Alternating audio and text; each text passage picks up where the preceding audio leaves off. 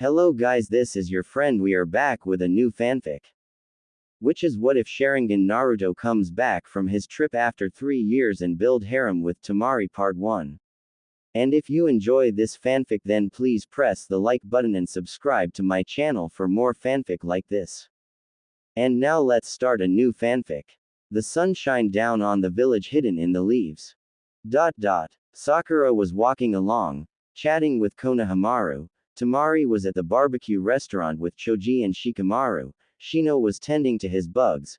Kiba was feeding Akamaru. Lee was training with Neji and Ten. Hinata was training with her younger sister Hanabi. Ino at her family shop, and, as for Tsunade, well, she was half asleep in her office doing paperwork.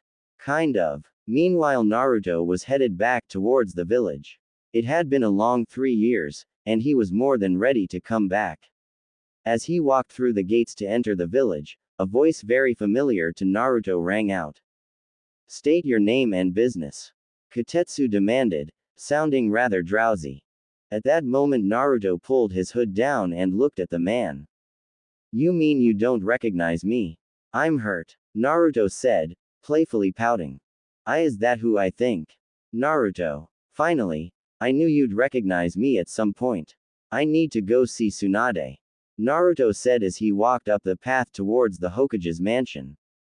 A few minutes later, Naruto found himself in the window of the Hokage's office, with Tsunade leaned over her desk and passed out with a bottle of sake on her desk surrounded by 3 small stacks of paperwork. Naruto looked at her once and thought, nah, it's not worth the physical pain. Naruto hopped out of the windowsill and started to tap Tsunade on the shoulders, waking the Hokage. "Lady Tsunade," he whispered, "wake up." Tsunade's head shot up off her desk and Naruto was sent back flying into a wall nearby. "OWW Ba-chan." Naruto whined. "Wait, who did I just? There's only one person in the world who calls me that," Tsunade thought, looking around. Naruto," Tsunade called out, looking over the bottle and stacks of paperwork to see her favorite blonde digging himself out of the wall. A whine coming from the wall only confirmed her suspicions when she walked over from her desk and pulled Naruto into a hug.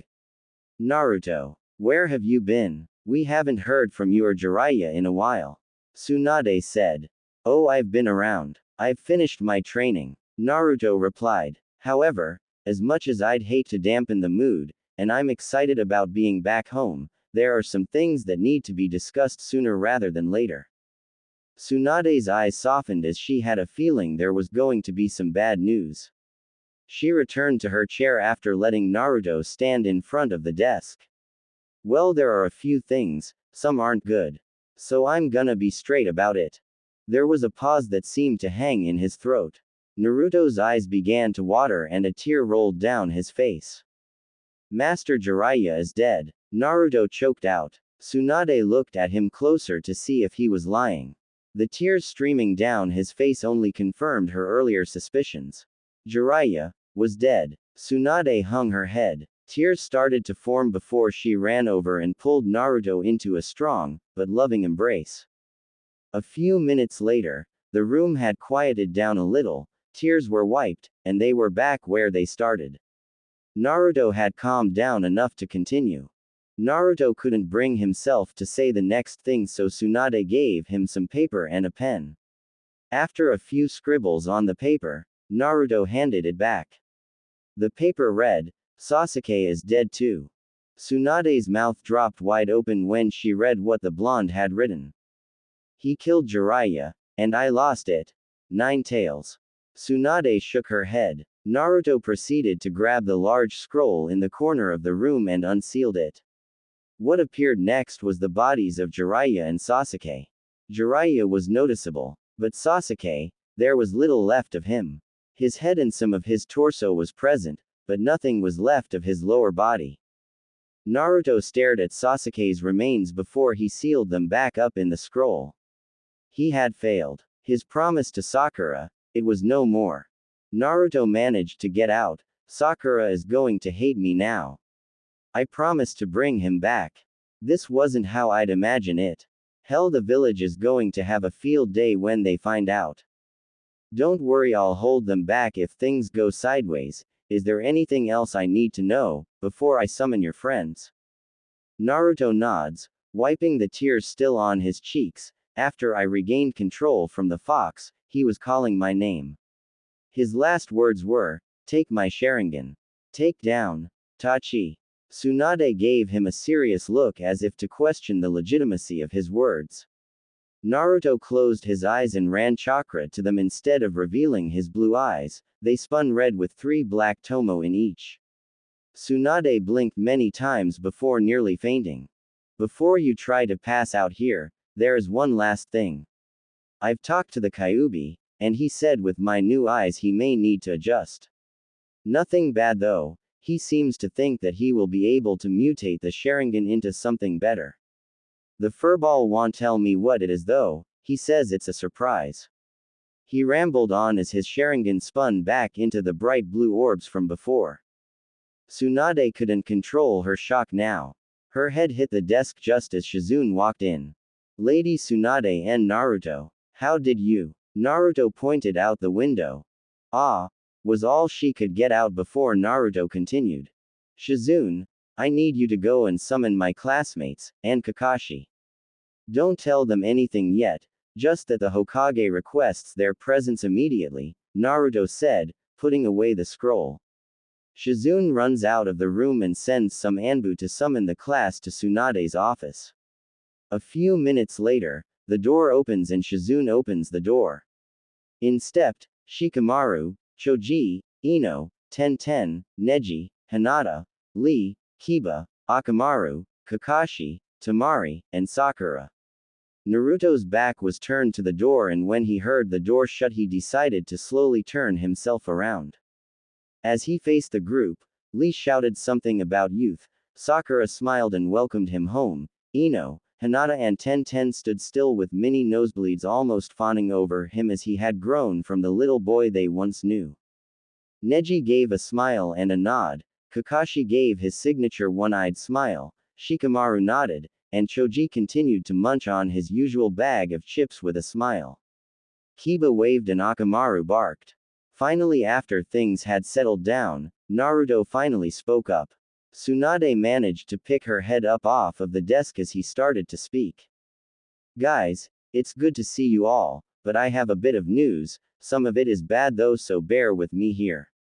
Just give me a second to secure the room. Naruto said calmly. He flashed through some hand signs and called out, "Sealing Jutsu, privacy barrier." The barrier went up and Naruto was quick to grab the scroll from the other side of the room.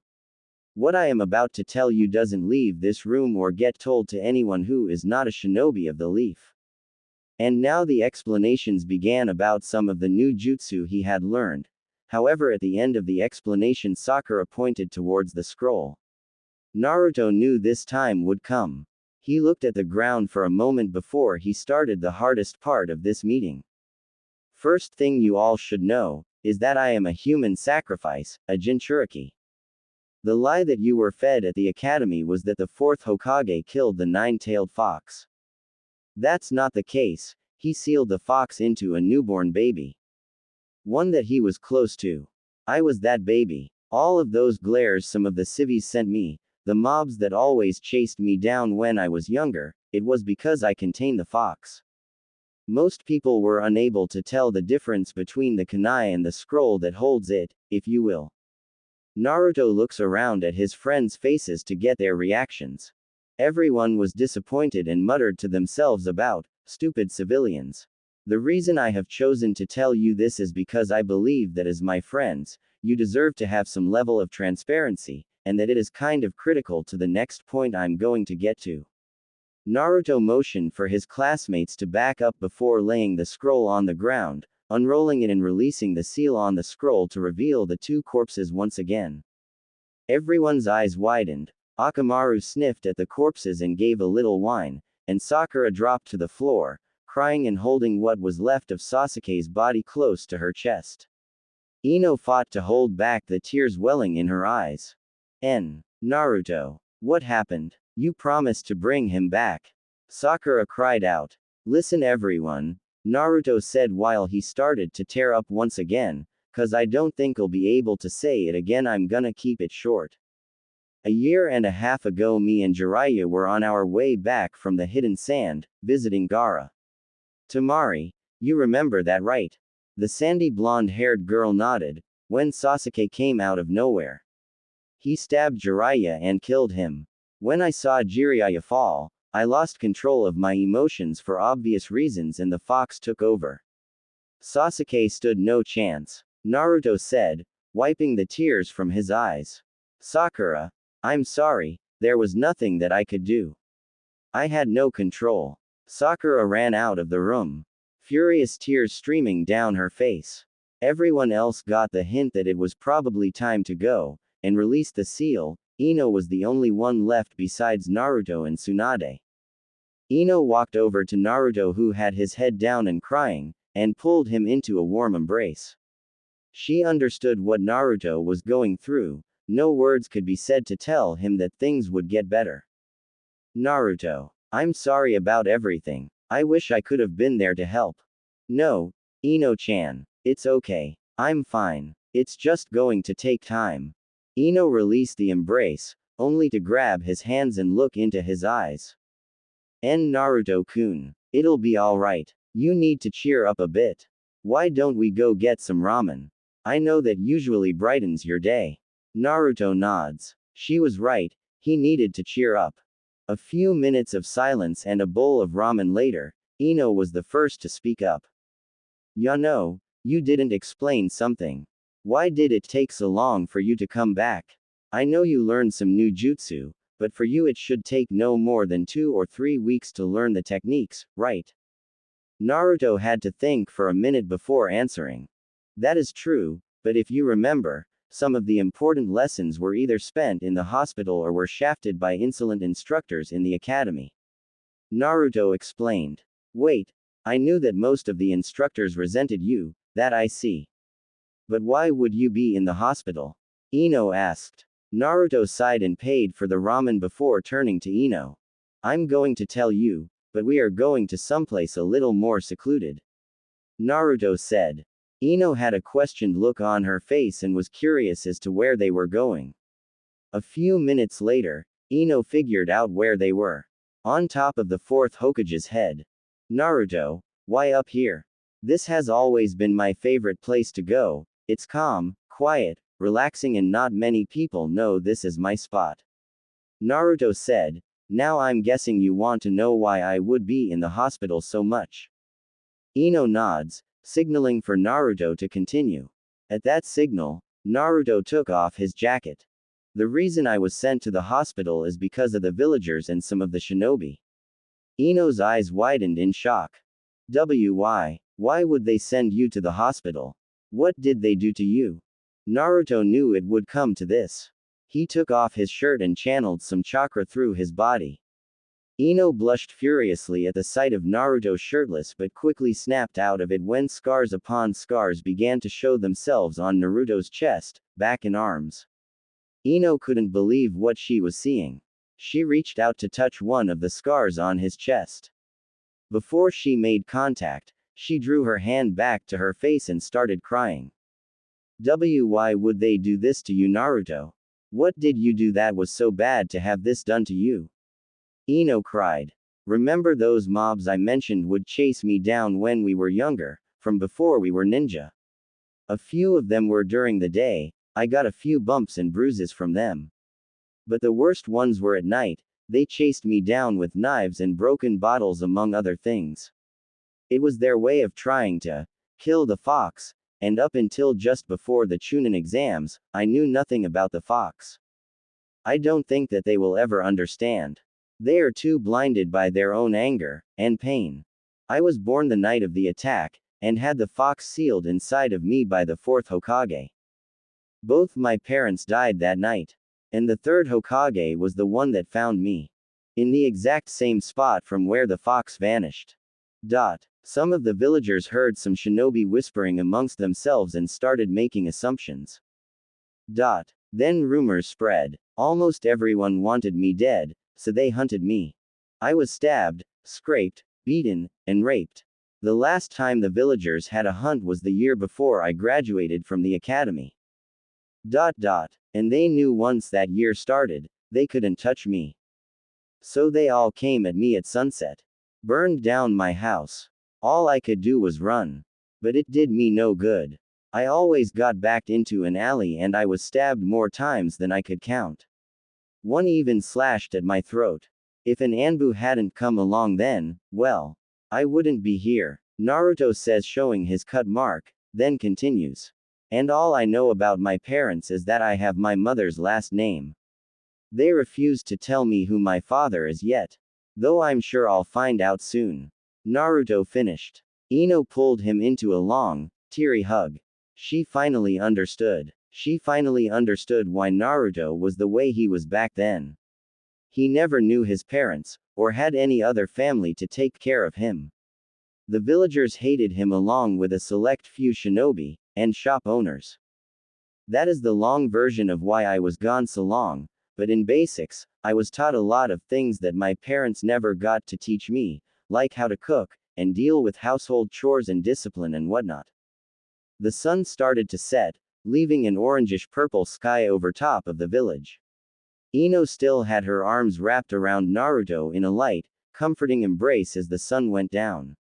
Shortly after the sun had set, Naruto spoke up. I think we should both head home.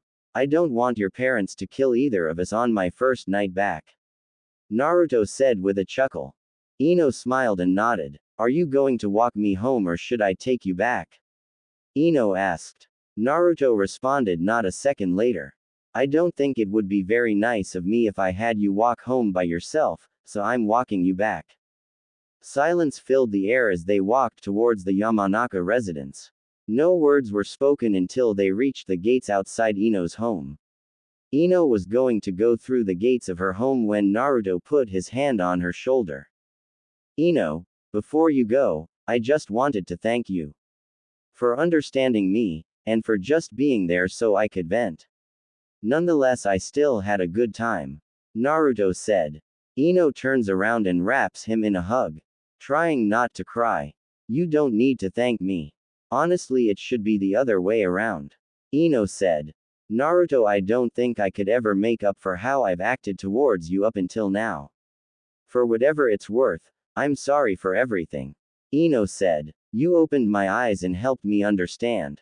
Naruto just scratched the back of his head with a light chuckle and said, You don't need to apologize, you didn't know all the details and you were just following the example. It's all right now. You understand and that's good enough for me. Naruto said. Now you should probably get in there. I'm not trying to deal with angry parents on my first day back, he says with a laugh. Okay. Ino says, looking down. Actually, Naruto, I was wondering if you wanted to go somewhere tomorrow night. Sure, Ino-chan. Does 7 o'clock sound good? Perfect, actually. I guess I'll see you then. Ino said. Without another word, Ino gave Naruto a quick kiss on the cheek, and then walked into her home. She slumped down against the door blushing. Naruto stood outside the door, trying to comprehend what had just happened those last few minutes, before heading home. On the other side of the door, Ino was contemplating whether or not to talk to Sakura and try to calm her down. She just didn't know what she was going to do. Meanwhile, with Sakura, Sakura lays in her bed, crying for the 4th straight hour when her mom knocks on the door. Sniffles. What do you want, mom? She says in between cries. Honey, you've locked yourself in your room since you got back and haven't said anything. What's wrong, sweetie? She asked. Mom, you remember my teammate Sasuke, right? Yes, I'm well aware of who he is, now spill it. The mother said, rather annoyed. Sasuke-kun is dead. Sakura sobbed. And it's all because of Naruto. He promised to bring Sasuke back. Sakura, listen to me. While it wasn't how you expected, he did fulfill his promise to you, she said. Let me ask you a question, Sakura. Why were you so hell-bent on getting Sasuke back? Sakura didn't waste any time answering her mother's question. Because I loved him. He meant every Sakura's mom gave her a slap across the face, ultimately shutting the girl up before she continued. I'm gonna ask you this. Who saved you during the attacks in the Chunin exams? Naruto. Did Sasuke even attempt to help you? No, but who almost died trying to bring Sasuke's back here the first time? Naruto. What are you trying to get at, mom? My point here is that ever since you have been in the academy, you've chased someone who doesn't give a single damn about you. The last comment hit Sakura like a fiery kunai out of hell. She was hurt, but the truth did hurt. Her heart was misplaced the entire time. Naruto had done everything he could to make her happy. And she still ignored him. Yet Sasuke has done nothing to help her and everything to hurt her. She felt like such a bitch. Sakura's mom left the room, leaving Sakura to her thoughts. She needed to think about things. She couldn't dare face Naruto after destroying him the way that she did. Not right now. He was probably crying his eyes out right now. Maybe not. He's probably already buried his true feelings and put on his fake smile, Sakura thought as she laid down and closed her eyes to sleep. Edit. Well, that's the first chapter out of the way. Rewriting this story is going to be a bit difficult as some of the things will change, but not the overall plot I have in mind. If anything plot related gets changed, it would be just to fill in the plot holes. The day had gone just about how he had planned it to go. He had arrived back at his small apartment to find it was still relatively clean, just one empty ramen container laying on the table from the morning before he left. He sighed as he threw away the container, and headed towards his bed. I really gotta keep these things straightened up, he said, moving the covers back to how they were supposed to lay. He looked to the right of his bed towards his nightstand and saw his copy of the original Team 7 picture with Sasuke, Kakashi, and Sakura. Grief and rage filled Naruto to the point that he grabbed the picture with tears in his eyes, and threw it against the wall, shattering the glass and breaking the frame. A few minutes later, he wiped his tears and came down from his outburst, cleaned up the broken frame and its glass, throwing away the picture with it, keeping it face down. After that he went to bed and shut off his lamp. 3-ish hours later, midnight. Darkest part of every day. And yet most people can still sleep after all the things they do. Naruto dream. Shouting and the sounds of metal whizzing by his body filled his dreams. He was being chased by the mobs that tormented his childhood, disgraceful shinobi and civilians alike throwing Molotov cocktails, knives and kunai that would hit him every so often. He turned the corner to the Sarutobi compound, which was his only true safe haven, courtesy of the Hokage himself. But just as he ran through the gates, a spear pierced the right side of his chest. As he hit the ground, 3 clansmen rushed to his defense and shunshined him to the hospital after killing those that did him harm. The dream flipped as the ninja that carried him phased away. Naruto and Jiraiya were walking along. They were halfway to Konoha when they decided to camp out and eat before going to bed for the evening. Yeah, sure, it took a day and a half to get him this far away from Suna, but with the pace they were going, it would be a week before they got back. Kami knows that Jiraiya loved doing his research. Naruto was surprised that he was still allowed in the elemental nations with all the peeping he did. When the two had finished eating, Jiraiya then told Naruto to set up camp while he went to the nearby town to do said research. At that moment, the journey back home took a tragic turn. All Naruto heard was the all too familiar sound of his friend-turned-traitor's Chidori, only to turn around to see Jiraiya collapse. Taking the Chidori to the heart. Rage and sadness blinded him, and the last thing he saw before it all ended was a horrified look on Sasuke's face. End dream. Naruto's head shot open as he woke up in a cold sweat. This was one of many countless nightmares since that day. And he couldn't do anything about it. At least that he could think of. Seconds later, Naruto found himself in his mindscape, staring at the Kyuubi no Kitsune. What do you want? The fox growled. I don't have time for your human issues. I want to ask you something, and I need an answer. The fox growled even more. If it will get you out of my space, then fine. What do you need at this hour? The fox asked. lowering his head to the base of the gate. I know you can heal me physically. But what about mentally? Or is that out of your power? This is about that day that you almost let me free, isn't it? The fox sighed. Naruto nods, letting Kurama know that he can continue with his answer.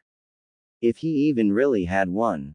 I will help you with this, as if I don't, you're probably not going to sleep ever. Which will affect your performance in combat, which may end up killing us both. So listen closely. Kurama went on. Here's what you need to do. Get back to sleep, and when you wake up again, go to your training grounds and meditate, and I will walk you through the rest. Naruto was going to interject, but the Kyuubi cut him off first. Get some sleep first. I'll contact you in a few hours, so that we can continue. Hi. Naruto responds before he leaves the mindscape. Seconds later he lays back down to sleep. Meanwhile with Sakura, Sakura twists, tosses and turns in her bed. Dreams replay in the day that Sasuke left. Dream. Sasuke sat on the bench, waiting for Sakura. As she approached, Sasuke stood up and faced her. Something felt off to her, but she couldn't pinpoint what it was. The two were standing a few feet apart. Sakura was first to speak.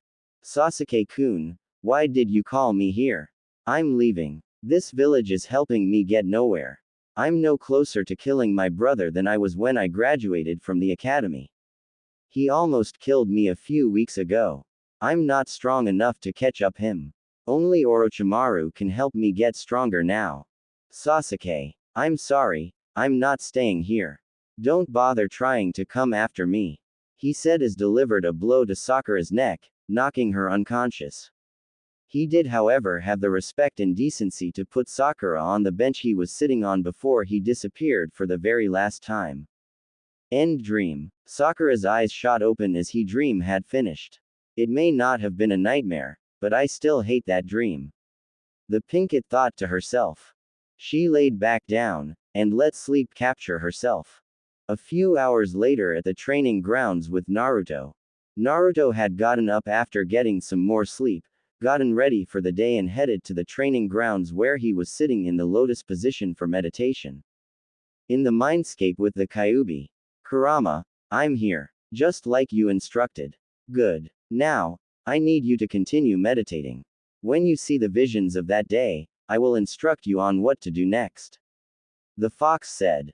Naruto continued to meditate. Kurama noticed that Naruto's breathing hitched. In Naruto's mind, he saw himself being attacked by the fox as if he were in Sasuke's position during the attack. Naruto started to panic when Kurama spoke up. No, don't break the cycle yet. Watch through to the end. This is your road to acceptance. Don't fear what might have been. Accept what happened. While Kurama was explaining, Naruto's mind was wild as every view of that attack played through his mind. No matter how many times Naruto wanted to stop, he kept pushing through. He reached the end of the visions of the attack and he fell through what seemed like a wall. And at the end of that, an empty mind, with whatever happy memories he had. Naruto stood up from his meditative position and looked at Kurama. Did it work? Close your eyes a few seconds, then tell me if you still see the visions. Naruto did as instructed and then responded with, I don't see any visions. Thank you. Hey Kit, I'm going to let you know that you will still have nightmares on occasion, but hopefully they won't be as bad next time. Kurama said. Now go. Continue on your way. I believe you have an event in a few hours. Go get your life straightened back up. I would advise that you go and get some therapy. Kurama laid his head back down on the floor. Leave Mindscape. Naruto had finished his training with Kurama and was putting on the finishing touches to his Rasen Shuriken when he looked up at the sky and realized what time it was. Shit, I'm going to be late. He thought to himself as he bolted for his small apartment. Once there he took a quick shower, got dressed and shunshined about a block away from Ino's house. As he walked up to the front door, he heard arguing coming from the other side and he thought to himself, oh hell, this is going to be fun. While Naruto is making his way through the village, Ino looked at the clock. Shit. She needed to get ready. She picked out her favorite black dress with little bits of glitter sprinkled throughout. She took a few minutes to curl her hair, turning her signature bangs into curly ones that laid in front of her left eye. She looked in the mirror after she put on a short pair of black wedges. To say she looked drop-dead gorgeous was an understatement. She made her way down the stairs into the living room when her father stopped her. "Where are you going?" Inoichi asked. Ino turned around. "Oh, Naruto was going to take me somewhere tonight. Like hell he will. You aren't going anywhere with him. What possessed you to even suggest letting him take you out?" Inoichi questioned. Ino's mom walked in, hearing the back end of her family's conversation. "Why are you yelling, Inoichi? Who's taking our daughter out?" "Dad," Ino tried to interrupt. "The demon boy thinks he can take Ino out." "Dad, he is not that demon. Naruto-kun is human just like us. Who do you think you're yelling at?" Her parents yelled back. "If you would listen to me so I can explain." Ino yelled. The room was quiet as Ino took a deep breath. Inoichi and his wife stood there, both giving looks that would kill. "I'm going to keep it short because he'll be here soon to get me. Yesterday Naruto-kun returned. Not that you would care anyways, but he called everyone from our class into Lady Tsunade's office. The first few minutes there were okay. He had gone over a little of what he went through in his training with Jiraiya, and the successes of his trip. But then he decided to drop the bomb on us that Sasuke and Jiraiya-sama are dead. From what Naruto-kun told all of us, confirmed by the Hokage, Sasuke killed Jiraiya and then the Kyuubi took over until Sasuke died. When Sakura heard this, she blew up at him and ran off without saying anything to anyone. I was the only one to stay behind and be there for him. I took him out for a bit and then he further explained some things." She glares at her parents. Some things that the Hokage will know soon, if she doesn't already. Her parents' sweat dropped. "What did he tell you?" Inoichi asked. "I'll repeat myself again. He is not the nine-tailed fox. He only contains him. As a shinobi yourself you should know that the kunai is not the same as the scroll. What some of those villagers, shinobi, and instructors did to him, she tears up. I've seen his scars. Both physically and mentally. His chest and back, arms and wrists. Mom, Dad, you have to understand. Before he left with Jiraiya-sama, he didn't even know how to build a tent, much less how to cook. The instructors at the academy shafted his lessons. And when they weren't, he was in the hospital. I can replay the whole memory to you if you don't believe me." Ino said. Inoichi put his hand on Ino's forehead, reading through her memory. He saw everything. The whole conversation and the sight of the scars flooded his mind. After a few more moments, Inoichi pulled back and looked at his wife. "She is telling the truth," he says to his wife, who sat in silence for the next few moments. Inoichi turns back to Ino. "I want to talk with him before you two leave. And you will wait outside." With that comment Naruto finally knocked on the door. "Be nice to him," Ino said, glaring at her father as she headed to the door. She opened the door and motioned Naruto in. "I've gotta wait outside, my father wants to talk to you. Mom is in there too, but I wouldn't expect her to say anything," she says with much disdain in her voice. "Don't worry about me, you know I've dealt with worse," he says as he heads toward the living room where Inoichi sat in a chair to the right of the couch where he was asked to have a seat. "I'm going to make this clear, brat. And I'm going to say this once, so pay attention. I don't like you. I don't plan to like you. You're very lucky that I'm even allowing this night out, as she calls it. If I so much as suspect anything impure with my daughter, I'll have your head put on a spike by the village gates. Understood?" Inoichi finished with a very intimidating glare. Naruto glared back at him. "I don't care what you think of me, and honestly not sure why you would hold such a grudge against me, when right now, we have the same interests here. Your daughter's best interests. Time will have to tell with that. Regardless, you of all people gave me a good answer," Inoichi says as he stands up and holds out his hand. "Have her back before midnight," he says as Naruto gets up and shakes his hand. With a final squeeze of his hand, Inoichi left Naruto with a chilling image of what would happen if they were late. Naruto then showed himself out the door to a patiently waiting Ino while her father sat in his chair seething. What does that demon want? Do I even want to know about what he said to you? Ino said as she took Naruto's arm and started to walk with him. I'm positive that you would be pissed off if I told you. He refers to me as the D word. Ino looked at him in shock. You can go through my memories if you don't believe me, but just know I'm going to have to resist the urge to knock his out if he says it again. Naruto warns. Kami, even my own father. Did my mother say anything while he was talking to you? No. She stood there with a sad expression, almost disappointed in him. That doesn't surprise me. She's never been one to stand up for anyone, much less herself. Ino says with a sigh. They've been like that since I was a baby. I honestly thought your home life wasn't that bad.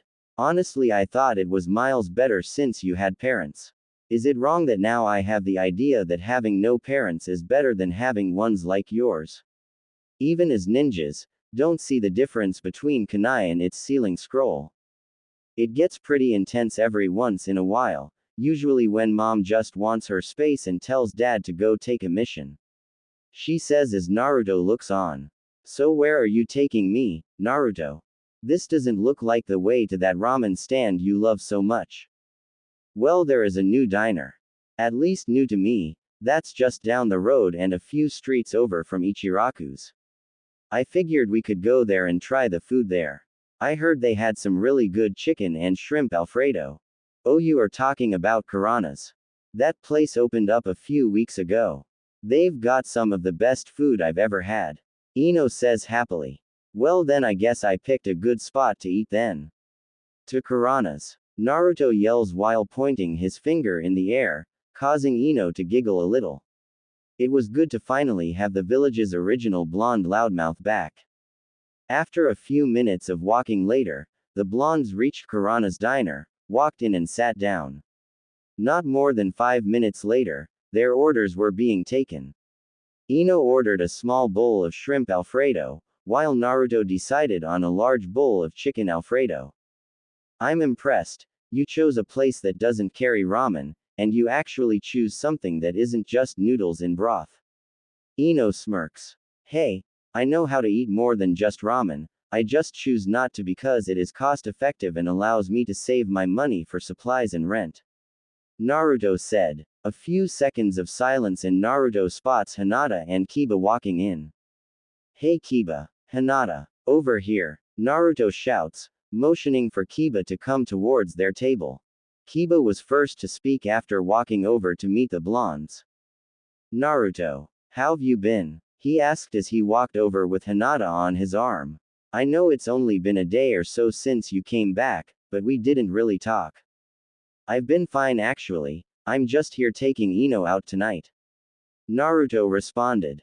You mean you actually got a date with Ino? How did you land this one? Kiba jokes. Ino spoke up saying, actually I asked him. Kiba and Hinata's mouths dropped. Kiba then playfully saluted, I salute you Naruto, the luckiest guy the first no. Wow Naruto. I'm happy for you. It's good to see you again. Hinata said. Naruto spoke up after a moment of silence. Naruto's question was burning in the back of his mind. So he decided to ask. So Kiba, are you and Hinata? Oh yeah, I guess you didn't hear. Well, the answer to your question is yes, Hinata and I are together. Tonight is actually 8 months since we got together. Kiba explained as Hinata blushed.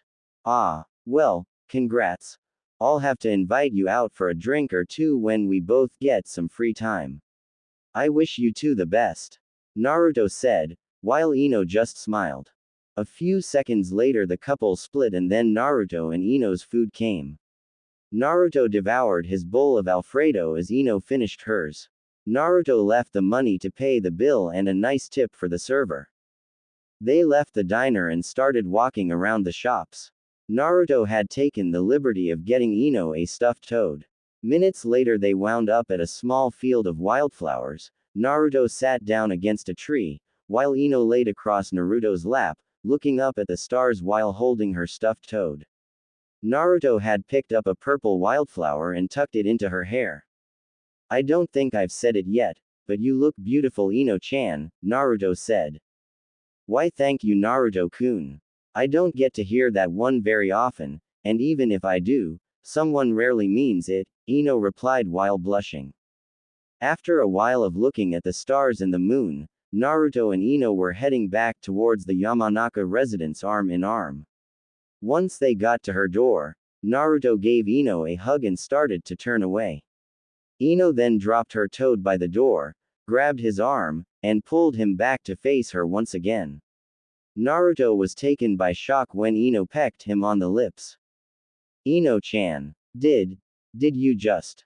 Yes, I did. But I need you to figure something out first. What's that? You need to figure out if you're mentally ready to be in a serious relationship with me. She said, looking into his eyes, arms wrapped around his neck. Naruto nodded. I don't see why I wouldn't be ready to have you. He said. I can still see something is bothering you. Your eyes are the gateway into your mind, and while you have been showing that mask of confidence, I can tell right now that you are scared. If it had to do with anything that happened on your trip, you know I will listen to you, but for now. She paused. I think you should go talk to Anko. She's a lot like you, she'll understand that mess that's inside your head and be able to help you cope with it better than you are now. Naruto was surprised that Ino knew that he was wearing a mask.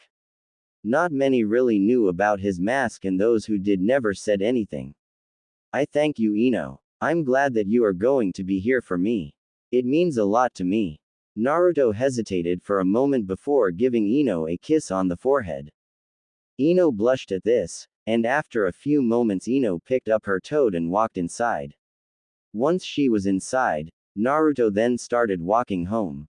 He was happy. Probably the happiest he'd been in a long time, but he still had some work to do for himself. Ino walked into the living room and started to head upstairs when she heard a cough. Her father was sitting in his chair. Wow, back a whole hour earlier than I instructed. Didn't expect the demon child to follow that direction. Inoichi says as Ino does her best to ignore him and heads up to her bedroom. It had been a month since that night. Every week that the two blondes were in the village, they would go on at least one date. These dates typically ended the same way as the first, but after each date Ino's father had become angrier at the couple. Each time Ino left, there were more hateful words towards Naruto when she returned. She let it be known that she wanted to be with Naruto and never backed down from her father. The news of Naruto and Ino's relationship had gotten out thanks to Kiba and Hinata, and their classes' opinions were generally positive. Some of the clan heirs were a bit concerned that they would now have two blondes causing chaos throughout the village, others were hoping that Ino would be able to contain that kind of behavior that Naruto was capable of. Inoichi was furious that other clan heads supported this relationship. The only concerned one was Sakura. With Sasuke gone, what was her purpose now? It seemed like everyone else had someone to look after or to be with, and she seemed to be the odd one out. Kiba had Hinata. Naruto had been hanging out with Ino. Shikamaru and Choji have been inseparable best friends since birth, and they might as well be brothers. Ten has been trying and kind of failing to get Neji's attention. Lee, well, is just Lee. Shino has practically locked himself away with his bugs. Ew, she thought to herself as she cringed. She spent her whole academy and genin life so far just trying to grab Sasuke's attention. She wanted to be able to heal him whenever he got hurt on missions, to be able to keep him safe. Now all she has is Naruto, and she broke his heart the last time she saw him. She sighs as she thinks back to the visit she got from Ino after she blew up at Naruto. Flashback. 3 weeks ago, Haruno residence. Sakura was in the kitchen doing the dishes, mind wandering to her blonde teammate when she heard a knock on her front door. Looking out the window she saw her best friend. She quickly dried her hands off and went to open the door. Ino, what's up? She said, letting her friend in and closing the door behind her. Not much forehead, just checking on you. You've been kinda distant for the last few days, some of us have been worried. Is everything okay? Ino asked, putting her hand on the girl's shoulder. Sakura let out a sigh. I'm fine. I've just been working longer hours at the hospital and keeping the house straightened up since my parents left for a beach vacation. Sakura lies. Ino gives her a stern look. You are a terrible liar, Sakura. You know that. Ino says. What is wrong? I want the truth. Sakura stayed silent for a few moments before speaking up. He's mad at me. I know it. He did the one thing that I asked of him and I pushed him away. Pushed who away? You mean Naru-kun. Sakura nods, hanging her head before she realizes the suffix added onto Naruto's name. Wait, Naru-kun, she yelled. Yeah, that's a story for later. Ino said, scratching the back of her head while blushing nervously. Anyways, she continued, all you need to do is apologize to him, then again if you do, he'll probably ask why, but that's not the issue. Both of you have been through so much since we graduated, and even though you've thought he was a menace most of that time, he's always looked after you and even Sasuke before he defected. A tear started to form in Sakura's eyes, as she hung her head in shame. Look, Sasuke's death is not your fault. It's not Naruto's fault either. Sasuke knew what he was getting into when he left the village with Orochimaru. The second he stepped out of those gates, he was an enemy of the leaf. Sakura, why are you so against going to apologize to him? I'm afraid he won't forgive me, okay? Sakura started sobbing. I don't think I need to explain why. Ino let out a short laugh. You do realize we are talking about the one person that is possibly the most forgiving person in the world, right? We're talking about Naruto of all people. Sakura wiped her eyes and stared off into the distance. Ino was right. She could trust that Naruto would forgive her. I'm giving you until the end of the month. If you haven't apologized by then, I'm going to drag you to Naruto's house so that he gets said apology.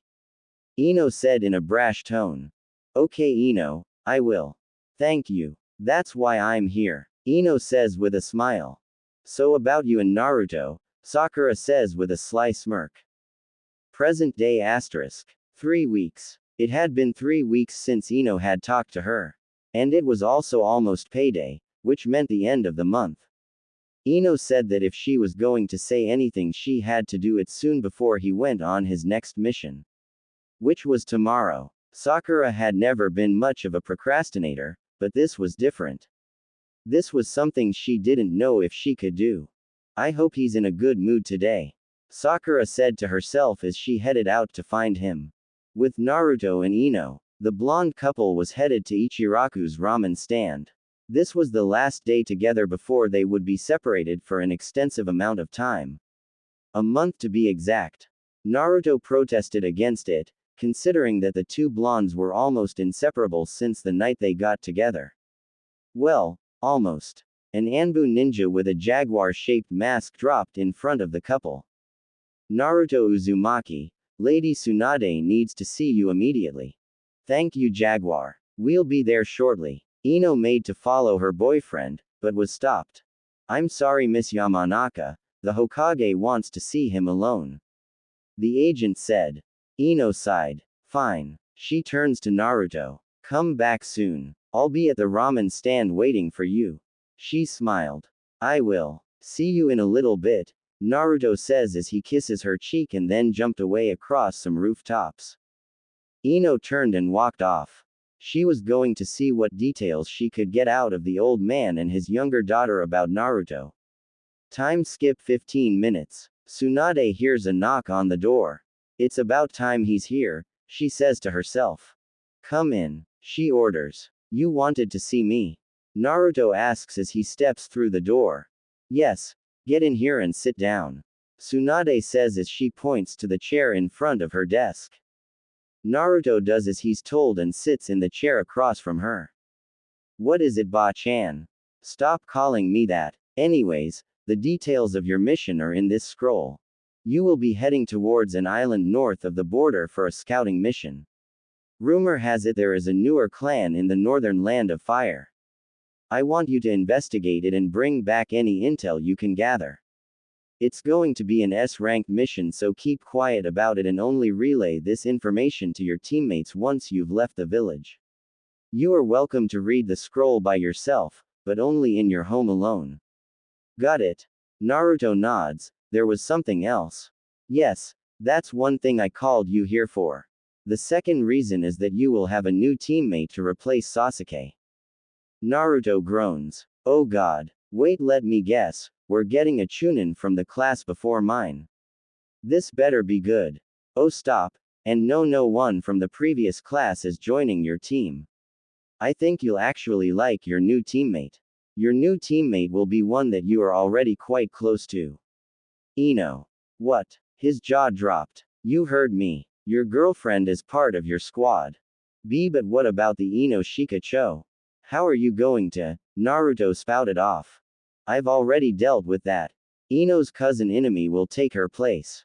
Naruto couldn't keep his jaw from hitting the floor. After a few moments, the blonde finally managed to regain his composure. So does she know about the team changes? He raises a brow. Not yet. You will be the one to tell her. Tsunade says objectively. Alright, I'll let her know. Naruto says with a nod, turning to walk out of the door. Oh, wait, and Naruto. She catches him before he opens the door. Tsunade throws a black vest at him.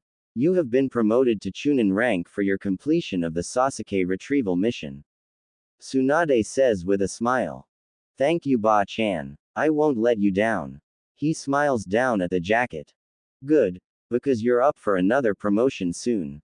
We'll talk more about it when you return from this mission. Understood, Granny. Naruto says as he walks out the door.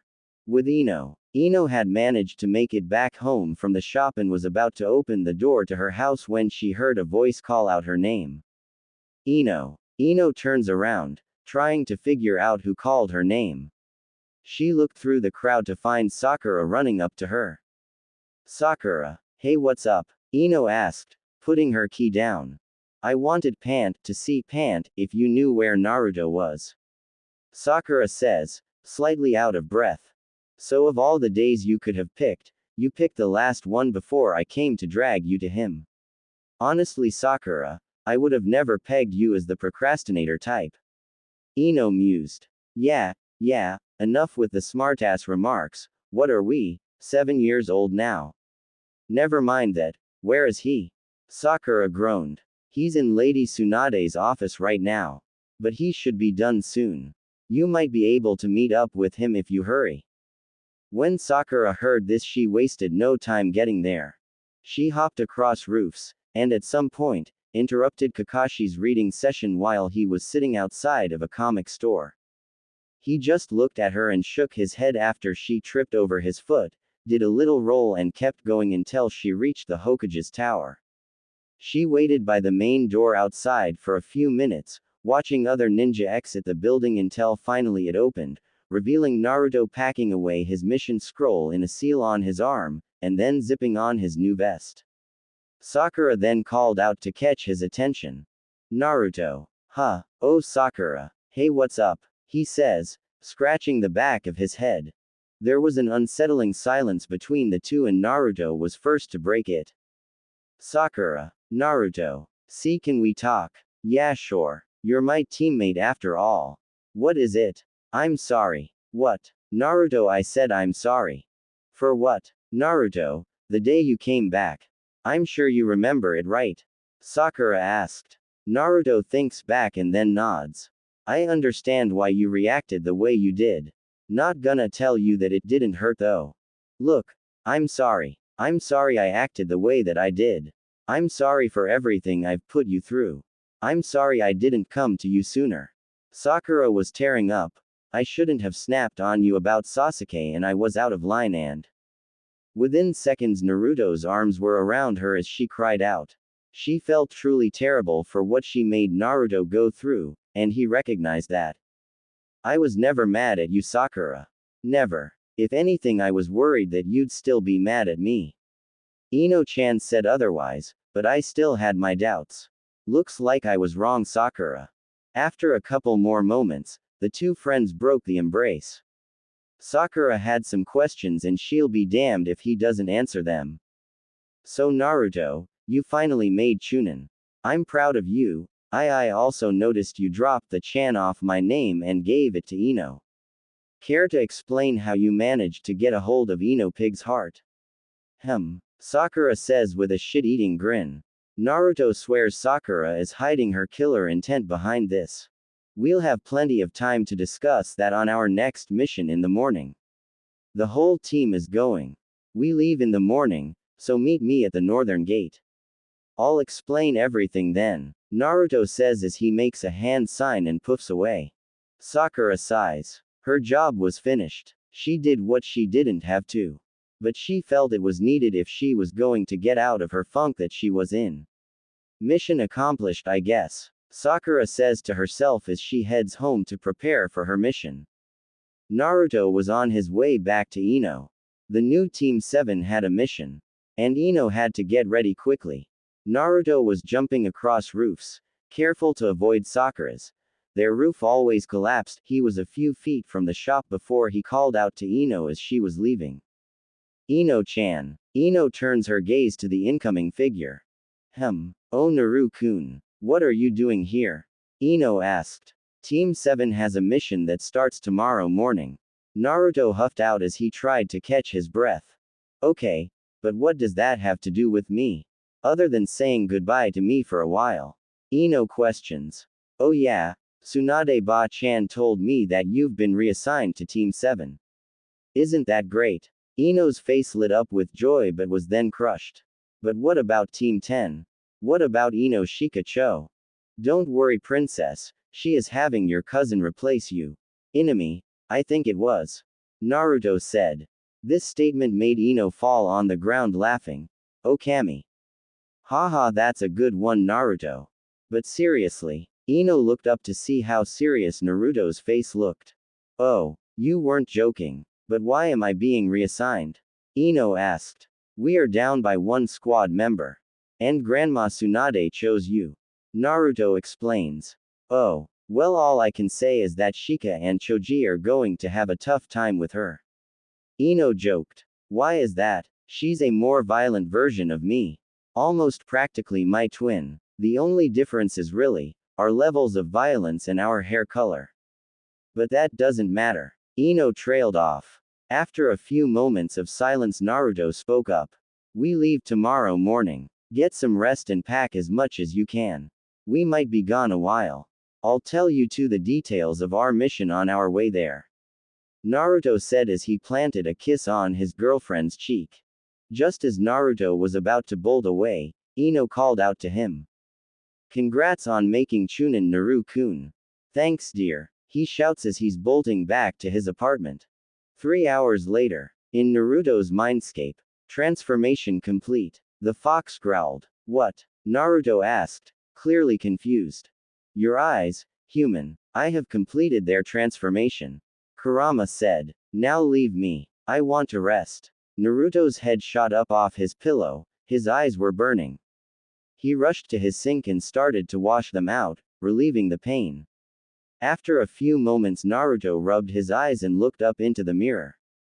Gone were his red Sharingan eyes that were given to him. His eyes now were glowing purple with a ripple pattern. The Rinnegan. So this is what pervy sage spoke of. I must go and see Lady Tsunade. Naruto exclaims as he throws on some clothes, running to the Hokage's office where Tsunade was passed out. Lady Tsunade was not the heaviest sleeper. But with the right amount of sake, she could be the heaviest sleeper in existence. She was indeed passed out on her desk, face down on some paperwork. Bottle in one hand and a pen in the other. But nothing could prepare her for possibly the worst awakening in her life. Slam. Grandma Tsunade. Naruto yelled. The Sennin's head shot off her desk, throwing the bottle directly at Naruto. Only for him to repel it. Shinra Tensei. Naruto says as the bottle flies back at the wall. Whoa. That's new. Naruto thought. Naruto Yubaka, why are you up so late, and what the hell did you do to that bottle? Tsunade yells as she stares at Naruto, only to realize something was off about him. Wait. Those eyes. I've seen. Gasped that orphan kid. This is the Rinnegan. Tsunade's mind was threatening to explode until she got a handle on them. Naruto. Go back home. Rest while you can before your mission. When you come back, I will discuss this with you and the council. Understood. Hi. Naruto says, but can you do something for me? What is that? Tsunade questions. Make the burning go away. Please. Naruto begged. I'm sorry, Naruto, but that is something only the fox can deal with. I can't mess with something of this caliber. If I do anything, you could go blind. Naruto sighs, maybe it will go away after a little more rest. He says, walking back to his home. A few minutes later, Naruto was back in his bed, fast asleep. 8 hours later. Bang bang bang. Naruto's head shot off his pillow. Naruto Yubaka, it's 10. Oh, we were supposed to leave 3 hours ago. Damn it. Naruto said, looking at his clock. Hold on, Sakura, I need to get dressed. Naruto literally hops into his clothes and throws his bag onto his back just as Naruto's door flies open. Naruto, you. Okay, let's go. Naruto says, walking out his door. Ino is waiting at the gate. Let's get going. It's not polite to keep your girlfriend waiting. Sakura teased. Guess not. Naruto says as he hops across roofs, making his way to the main gate. Naruto, as usual, was excited that he got to see his girlfriend today, but his happiness was shot down once he saw Ino glaring at him, a single tick mark on her forehead. Naru-kun Yubaka, why were you late? Ino yells, hitting Naruto upside the head. I'm sorry, Ino-chan, but I didn't sleep well at all. You can thank my sealed friend for that. He says, glaring at where his seal was. You think that is a legitimate excuse? The two females exploded. Actually, when it has something to do with my eyes. Naruto says, flashing his eyes at the two kunoichi. Naruto. Your eyes. What happened? The pink-haired girl asked. We need to get going. I'll explain the mission details after I explain my eyes. Naruto says. Hi. With that, the three ninja jumped into the trees and starts to make their way south. Meanwhile, sir, who should we gather next? The masked figure pondered for a moment. I have a couple in mind. There is a rogue ninja from the Hidden Fog village. His name is Kumaru. While you are doing that, I will fetch someone not too far from me.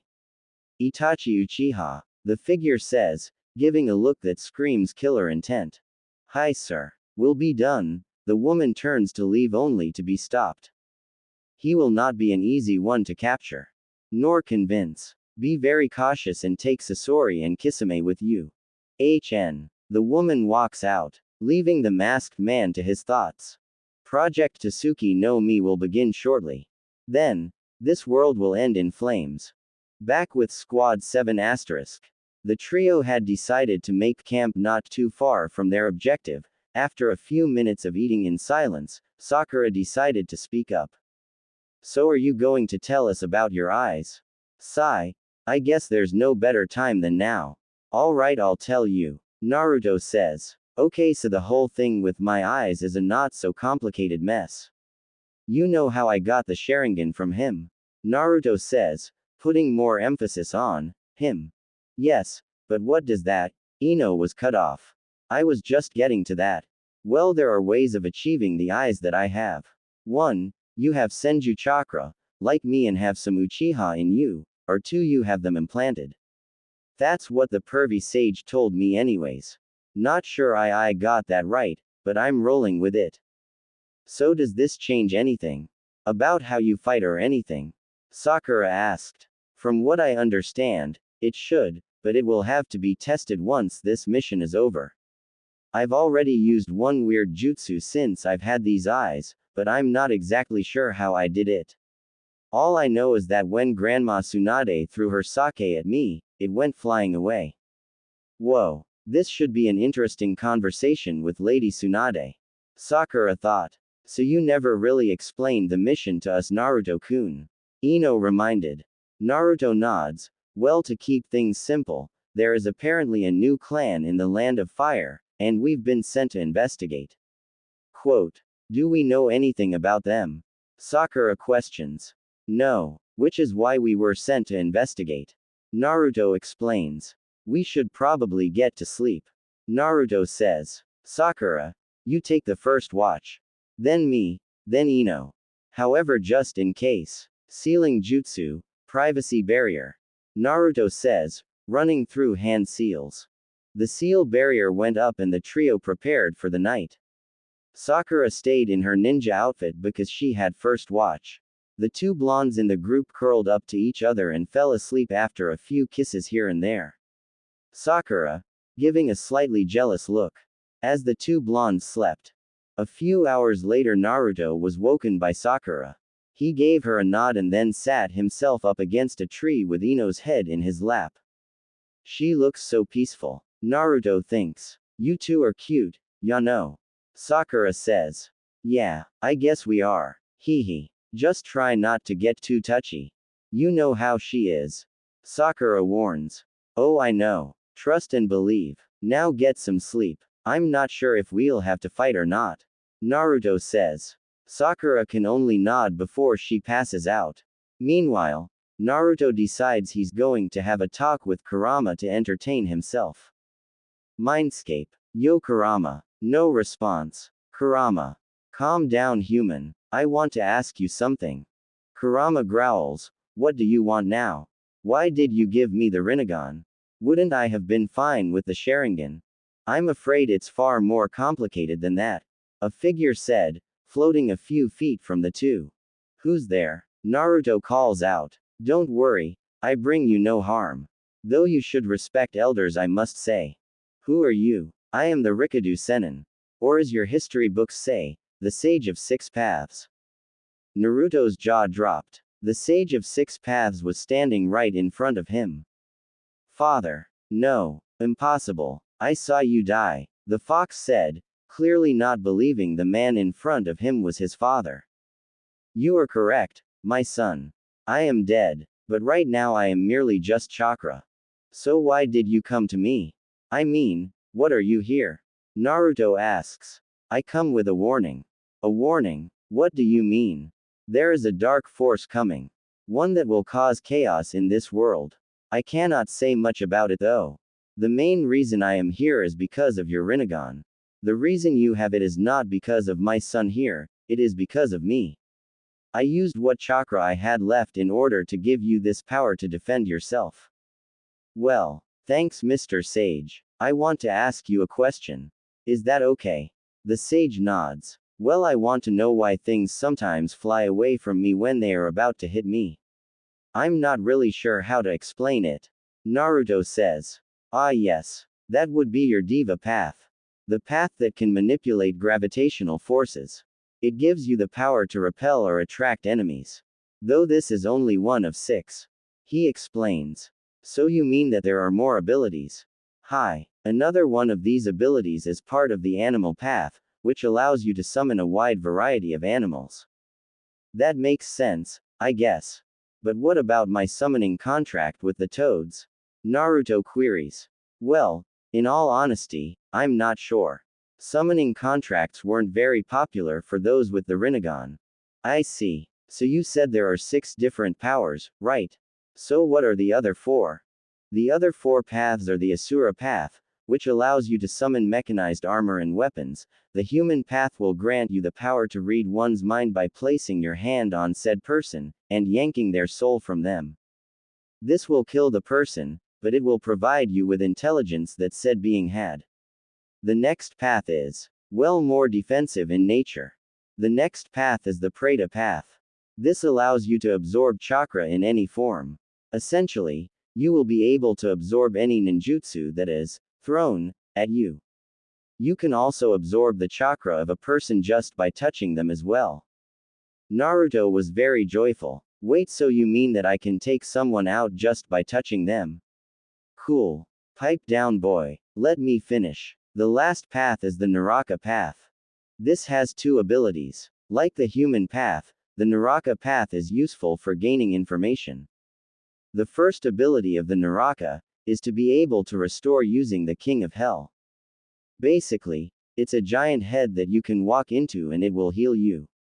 However, with my son's healing powers, you won't need it for that.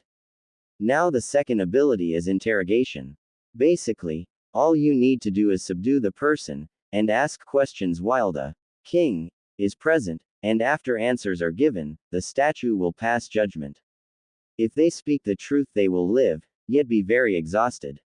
However, if they lie, the sage was cut off.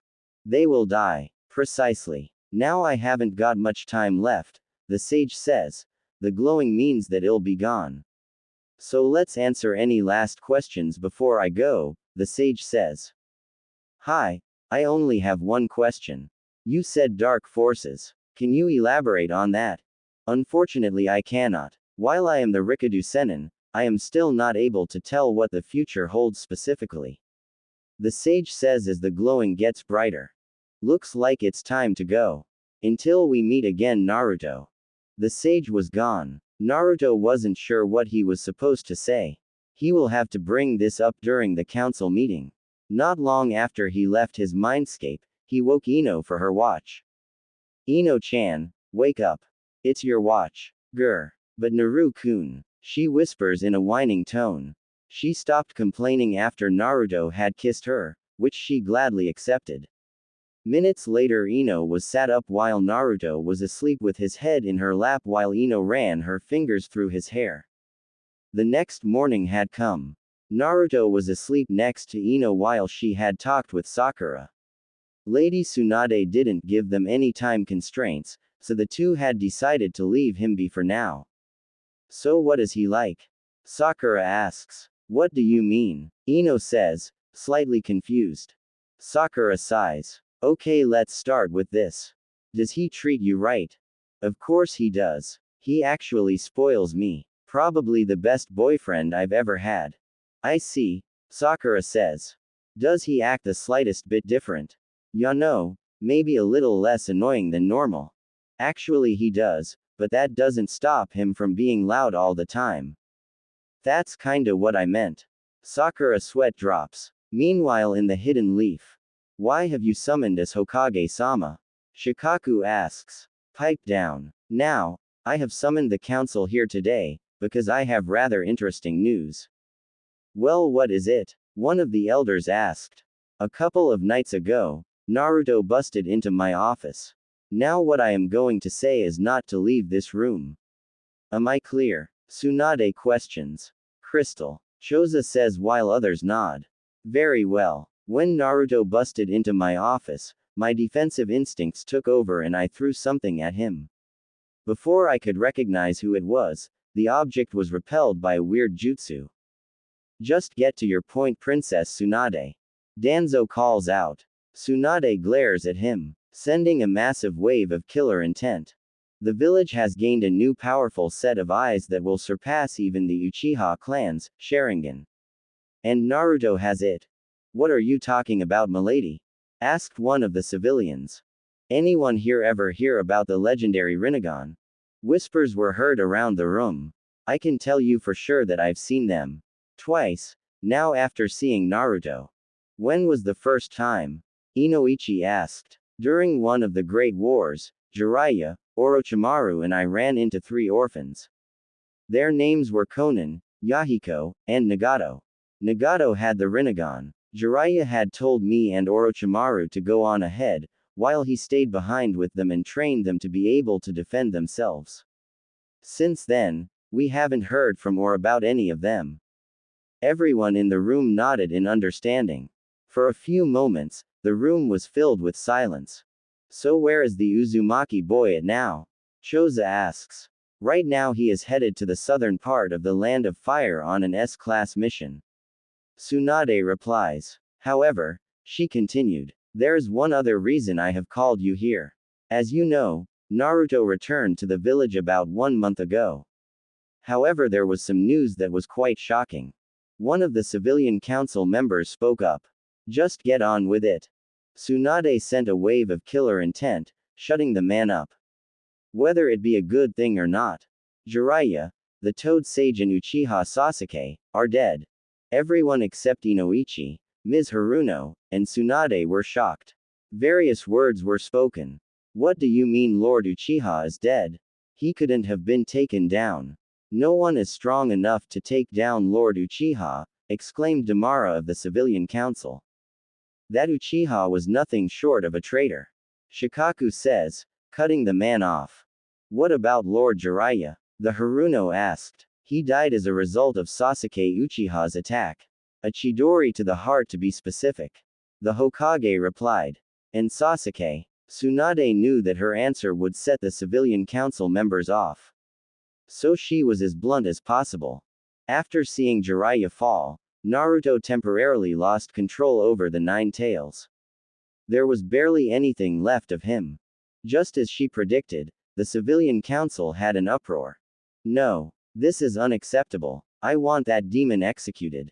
Avenge the Uchiha. Put that thing to death. Banish him. Inoichi was seething. Sit down and shut the hell up. He yells, how long will it take you to realize that he is not the demon? If he was, he would not be dating my daughter. At this outburst, Inoichi had shut the council up and had everyone's eyes on him. You dumbass civilians fail to recognize the difference between a container and the contained. As a matter of fact, from everything I have been told by him, and everything that Uzumaki Naruto has shown me is evidence enough. Evidence enough for what Inoichi? Tsunade spoke. Half of the Civilian Council's execution. This statement struck everyone in the room like a line drive to the head with a softball. And we all know that softballs are the complete opposite of soft. What do you mean Inoichi? Danzo asks. Inoichi began to explain everything Naruto had told him. Flashback no jutsu. Asterisk 3 weeks ago, Yamanaka residence. Naruto had walked over to see if Inoichi had any idea what he should get Ino for her birthday. Little did he know, Inoichi had a few questions for him. Knock knock. Ah hello Naruto-san. What brings you here? You know that Ino is at the shop right now, right? He says. Yes sir, and I actually have a question to you. Really? Well I guess I can say the same thing. Come in, sit down, I just made some tea. He says, inviting Naruto to come in. Grabbing the tea and handing Naruto a cup before sitting down he asks, so, what do you want to know? I actually need help figuring out what I should get for Ino-chan's birthday. I figured you would know. Of course. I'd be happy to help. Here's a hint. Necklaces. The man said. Really? That simple Yeah. Though make sure you keep the color green out of it. She hates green. Gotcha. So what is it you wanted to talk to me about, Yamanaka-san? Naruto asks. Yes, right. Well I heard about some of your past through my daughter. During that talk of ours I mentioned before you two went out that night. I must say, you are really strong to have made it this far. I've seen the scars. Both mental and physical. Compared to the stuff I see in the T&I department, your experiences are among the worst I've seen. You truly are a strong man. I want to thank you for taking care of my daughter. Thank you. It means a lot coming from you. I may not be able to forgive the civilians for what they've done to me. I know that some of the Civi Council was involved. All of those scars will be with me for the rest of my life. I would have said something about it to Lord Third, but I couldn't say anything though because no one would have believed me. But it's all in the past. They don't matter to me anymore. Naruto rambles on before a silence ran through the room. Well I've gotta go and get Ino-chan's present. Naruto says as he walks out, giving a two-finger salute. That Naruto is really something. But someone must be told. Flashback ends. So is my explanation enough? No. Because right now, everything would be hearsay. Inoichi says. You are correct. But we will hear Naruto's side of this. She says, glaring at the Civilian Council members, clearly feeling Tsunade's killer intent.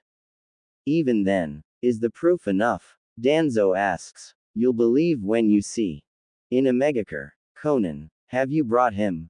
Panting. No. I'm sorry. There was nothing I could do. He's stronger than pain. Forgive me, Conan says as she falls to a knee. I told you not to underestimate him. The masked man yells. He's currently fuming. So he's stronger than me, is he? A figure appears, purple eyes glowing.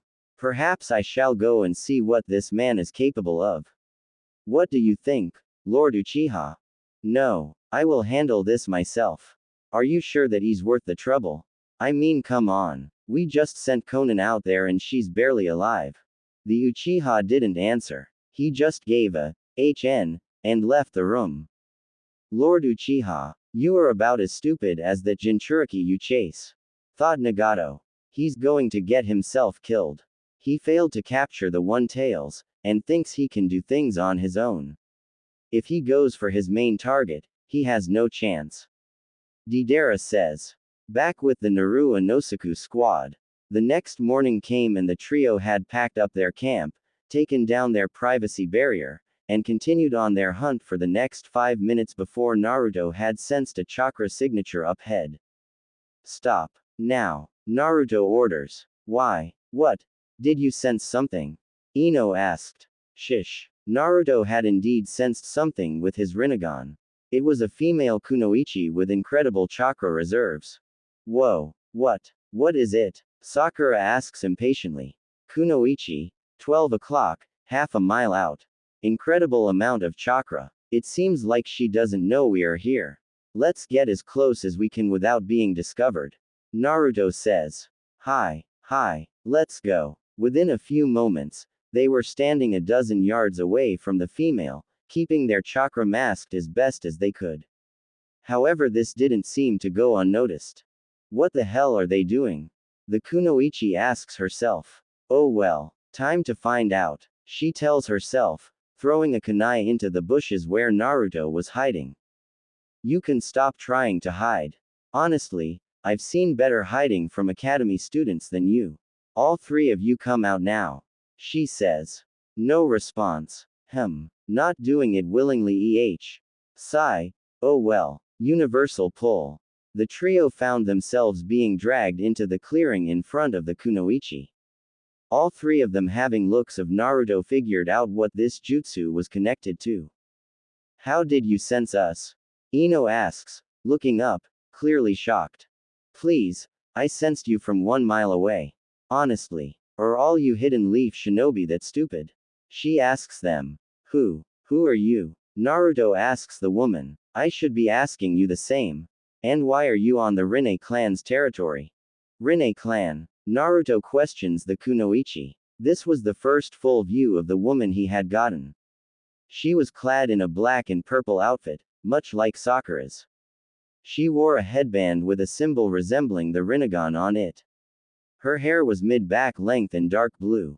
Almost like that Uchiha. Naruto, don't tell her anything. Sakura says, a look of worry in her eyes. After a few moments of silence, Naruto spoke up. We were sent here by the Hokage on a reconnaissance mission. We had received reports of a new clan or tribe being set up here. Naruto explains. Naruto, you baka, I told you. Well, I'm sorry to disappoint you three, but your intel is only half right. This clan has existed since before the Third Great Ninja War. Now get up off the ground. You three are coming with me. What? You want to know more? You go through our leader first. The three had no choice. The full extent of her power was unknown. The kunoichi had noticed that Naruto's eyes were clearly almost the same as hers but was not going to say anything about it yet. As the four shinobi made it to the gates, the Leaf Trio discovered that this city was absolutely amazing. It had tall buildings like Aim, sandy grounds like Suna, weird-shaped houses like Kumo. In short, it was beautiful. How have you managed to keep this place hidden? I mean, with buildings like this, how could you miss it? Everything will be explained after you speak with Lady Tsubaki. Now stop talking and stay silent until she asks you a question. The woman spat. Hi. The trio reply, following their guide closely as they were getting stares while walking through the city. Especially Naruto. Within a matter of minutes, the four of them were in a building similar to the Hokage's tower, standing in front of a woman at her desk. The woman couldn't be older than 30, and her eyes are what stuck out the most. The Rinnegan shone brightly. Her hair was bright blue and came down to her shoulders. Her outfit was much like Tsunade's from what was visible. Again, the only difference was the color. Purple and black. Who have you brought to me, Menowari? Who are these outsiders? The woman asked. Lady Tsubaki, I found them scouting outside the walls. They were sent by the leaf. Sent by the leaf You, blonde boy, come forward. Tsubaki orders. Naruto complies, while the other two are on a knee, looking at the ground, sneaking glances at Naruto. Who are you? She asks, eyeing the boy. I am Naruto Uzumaki. What about Blondie over there? Tsubaki says, obviously pointing at Ino, who at the time wasn't too disturbed by the nickname. That would be Ino Yamanaka, ma'am. And Pinky over there. Sakura wants to glare at the woman. She hates that name. Sakura Haruno. Naruto answers. Now that that's out of the way, please, Blondie, Pinky, stand and come to forward. Menowari, you may go.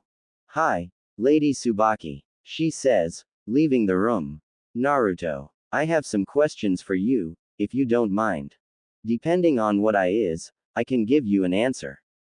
Very well. First question. Is what Menowari said true? That you were on a reconnaissance mission? Yes, that is true. The Hokage sent us to check out the reports of a new clan. Naruto explains. Okay. For my next question, how do you have the level 3 Rinnegan? No one outside this village is supposed to have them.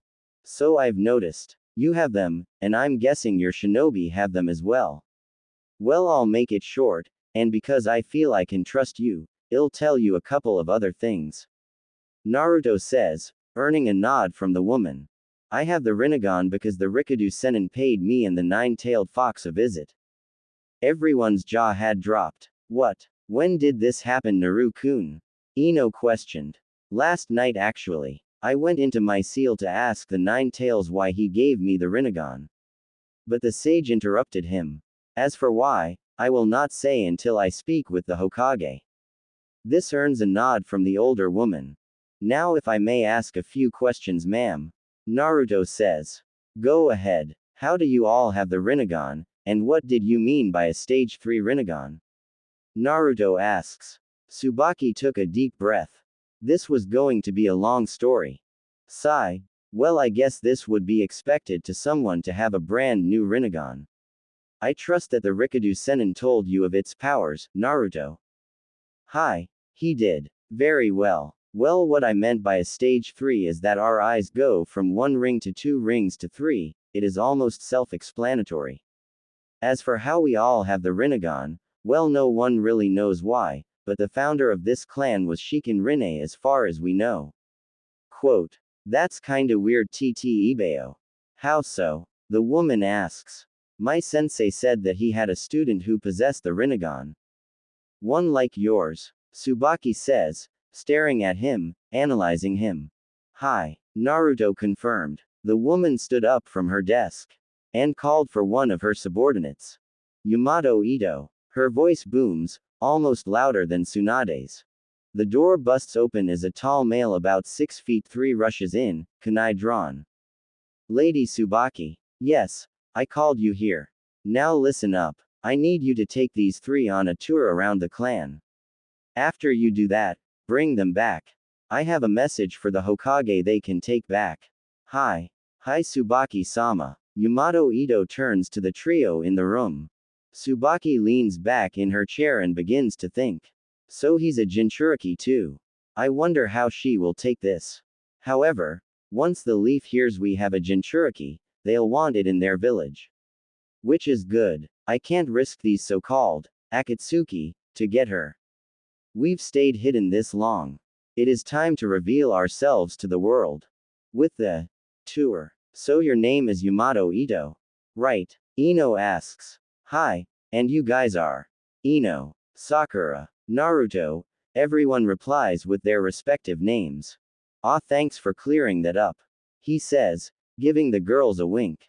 Naruto sees this and says, watch it. Ino is mine. Sakura. Well, you can try. But try too hard and you're gonna need a hospital. He says, sweat dropping. Yamato chuckled at this. Well, since you three introduced yourselves, it's only fair that I do the same, even though you already know mine. I'll tell you again. He says, turning to face them. My name is Yamato Ito Rine, and I'm Lady Tsubaki's left-hand man. Well, it's nice to meet you. Sakura says. Likewise. Now, if you look to your left, you will see the clan head's home. AKA, Lady Tsubaki's home. Yamato continued to show the trio around, telling them some of the history, and stealing occasional glances at Sakura. When Yamato was done, he offered a meal to them before they left. Only thing he worried about was running into her. A few minutes more of touring the clan and some boring moments where Yamato hits on Sakura and a lot Naruto and Ino's nerves later, the squad was on their way to the exit. But as fate's soul have it, Yamato's luck wouldn't be on his side. Smack. And don't come back again, demon. Slam. The contact from the punch could be heard for blocks, and the slam, well. Let's just say he might need a new door. But that last word, demon, that word struck a nerve for Naruto. His last nerve. Yamato seemed to cringe as Naruto released a huge wave of killer intent. I'd know that phrase anywhere. Naruto growls. I knew I noticed something familiar about her chakra. Kurama says, head raised and ears perked up.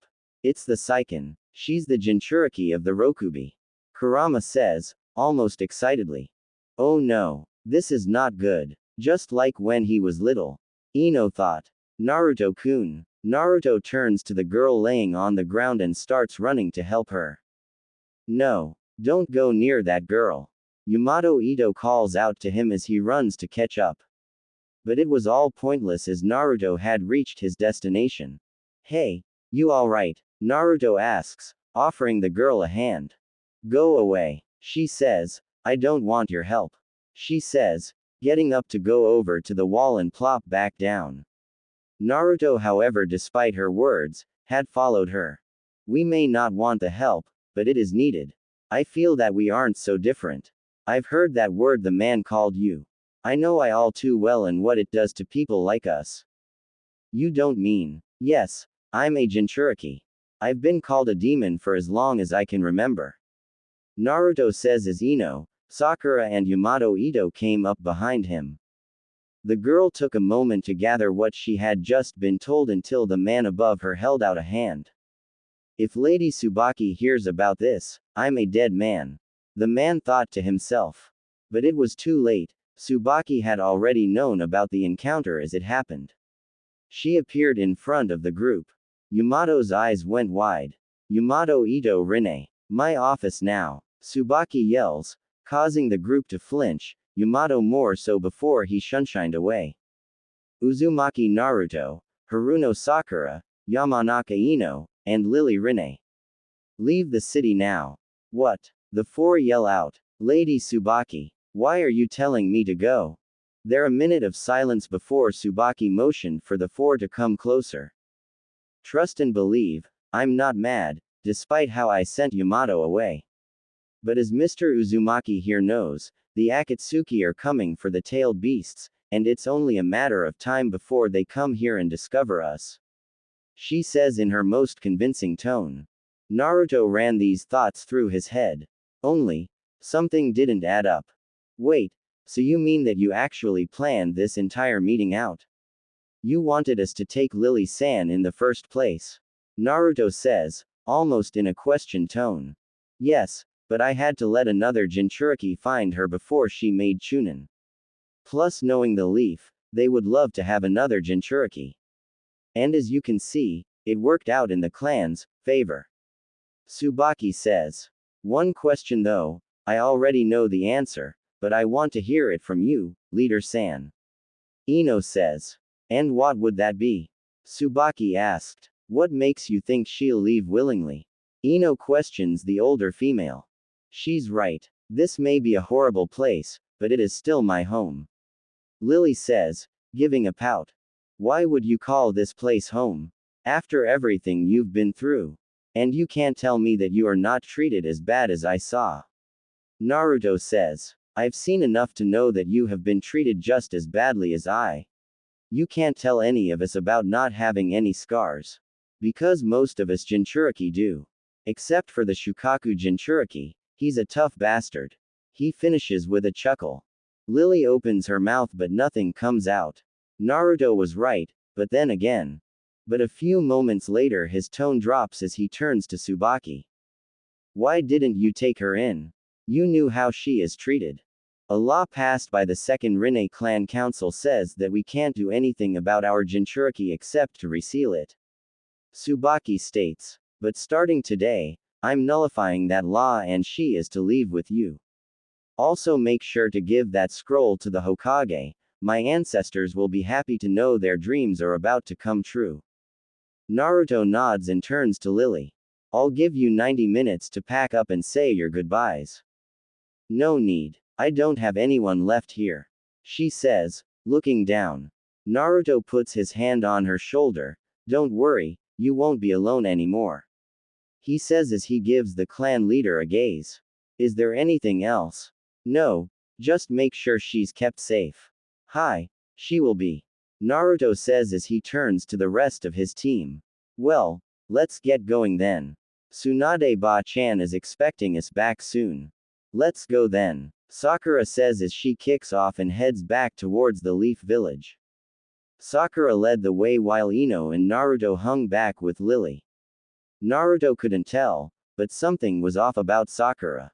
Something about her was a little off and Ino noticed it. A few hours later Naruto spoke up and announced that a break was in order.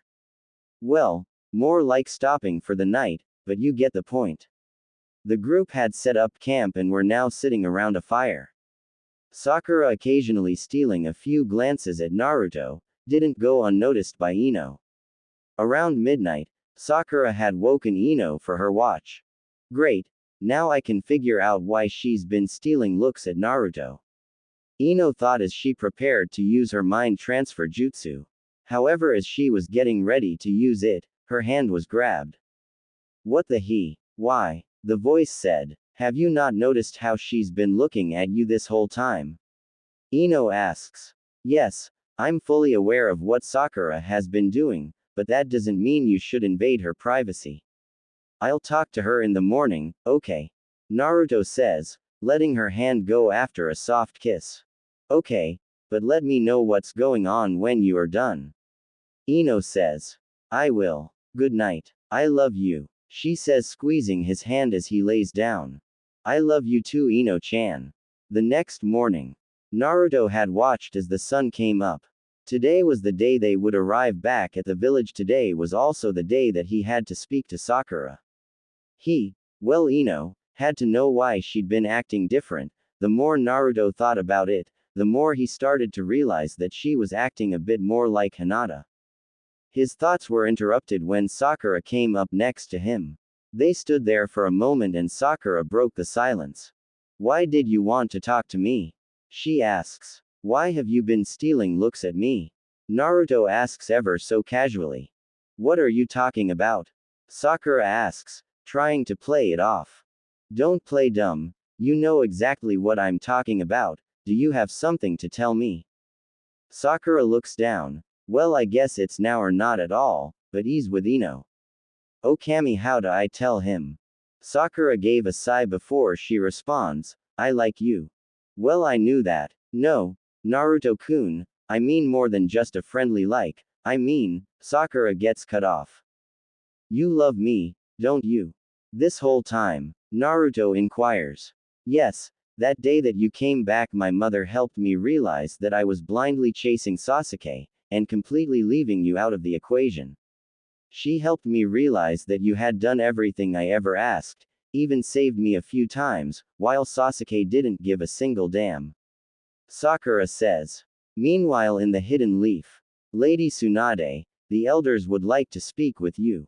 It seemed urgent. Shizune says as she walks through the door. What now? Wasn't yesterday enough? She says, slamming a fist on her desk. Send them in. The two elders walked in as if on cue. Lady Tsunade, we have a matter we need to discuss with you. In regards to the Nine Tails Jinchuriki. What about him? The cage asked. You said that he possesses the Rinnegan. If this is true, we will need more. The elder says. And we will. So what point are you trying to make? Tsunade asks. We want the boy to be in the CRA.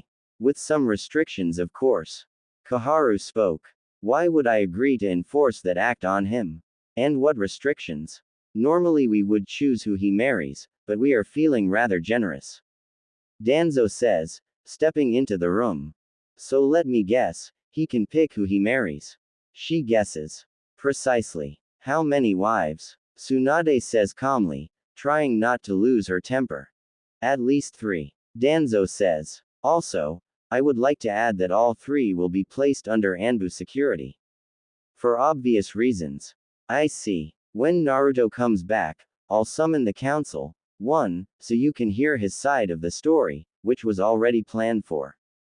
2. He can be told about the CRA, and 3. So we can reveal his heritage. Tsunade says. No, we will not do that. We cannot reveal his heritage. The elders yelled out. Well, guess what? If you want him in the CRA, then he will learn who his father and mother were.